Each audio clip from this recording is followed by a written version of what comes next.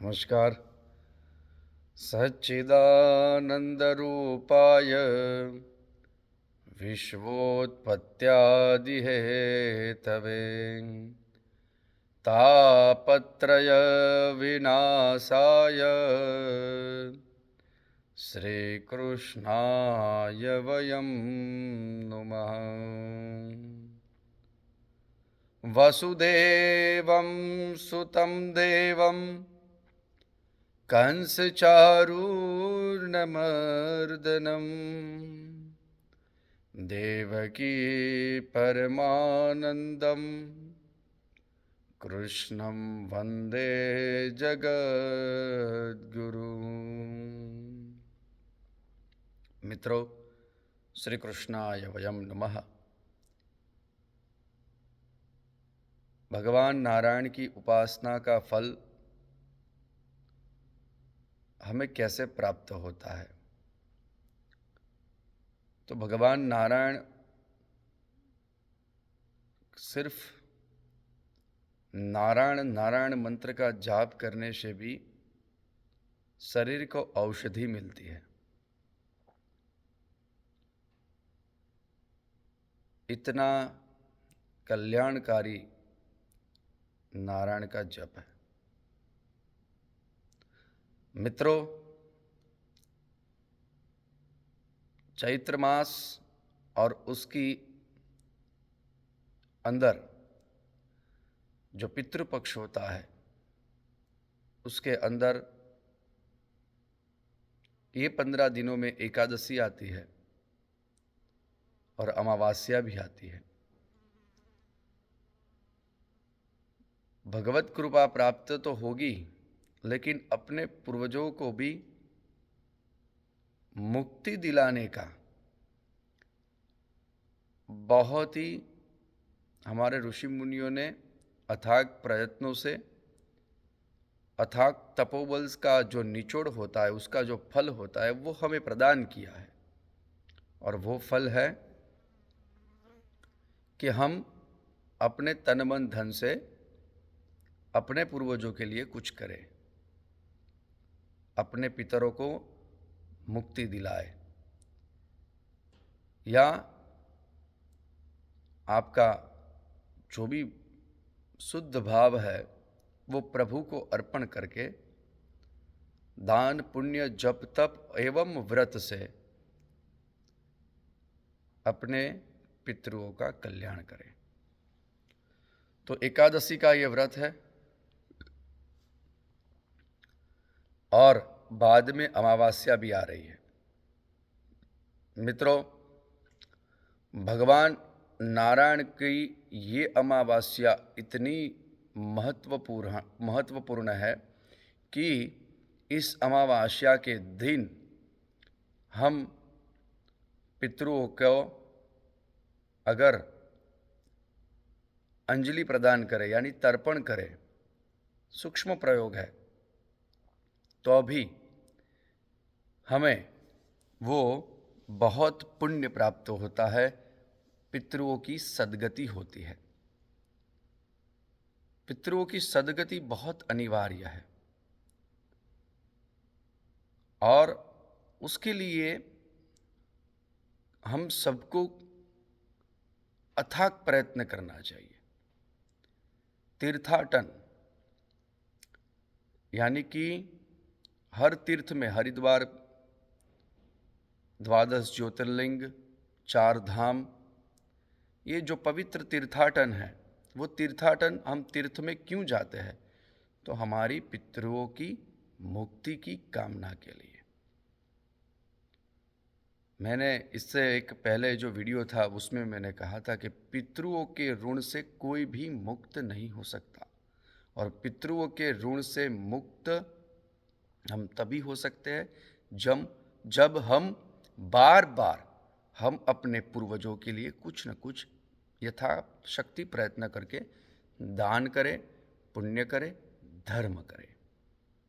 और इसीलिए मैं आप सभी से निवेदन करता हूँ, तर्पण, अर्पण एवं समर्पण, श्राद्ध, पिंडदान, महालया या नारायण बलि नाम का प्रयोग कीजिए। नारायण बलि नाम का प्रयोग न हो सके तो पितरुओं का तर्पण कीजिए और पितरुओं को इस अमावस्या के दिन यथाशक्ति मुक्ति दिलाने का प्रयत्न कीजिए। और कुछ भी हमारे से संभव नहीं है तो हम विष्णु सहस्त्र स्तोत्र अथवा विष्णु सहस्त्र स्तोत्र नाम की जो नामावली होती है, 1000 नेम होते हैं, 1000 उसके भगवान के विविध विविध नाम हैं, तो उस नाम से भगवान का जाप करें। और एकादशी का व्रत भी कर सकते हो, नहीं कर सकते एकादशी का व्रत तो आप ब्राह्मणों को भोजन कराए, ब्राह्मणों को दान कीजिए। विप्र प्रसादाच धरणी धरो हम, भगवान नारायण स्वयं ऐसा कहते हैं कि ब्राह्मण के पुण्य से और पुण्य के प्रभाव से ही कलयुग में पृथ्वी अपनी जगह पे रह पाएगी।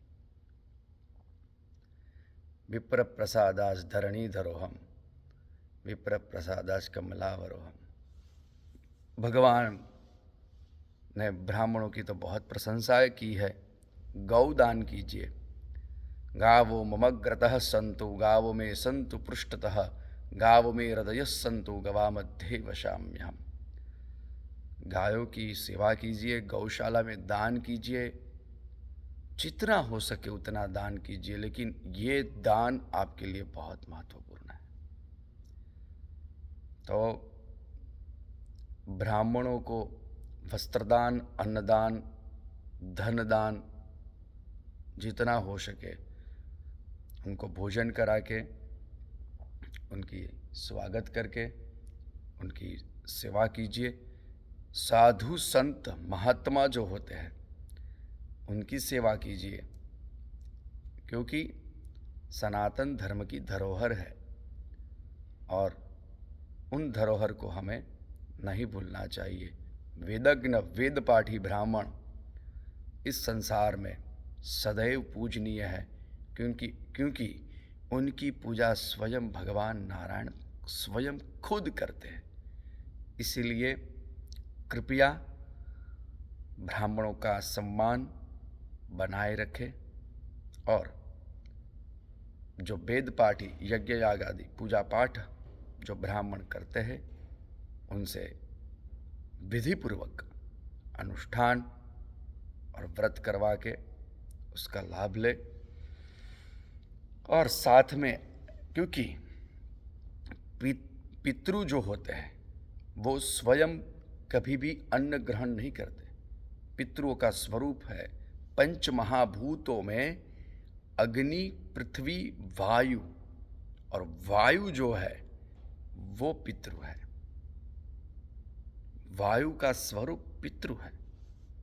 पितृवायु के रूप में ब्राह्मण के मुख से वो अन्न और जल ग्रहण करके तृप्त होते हैं।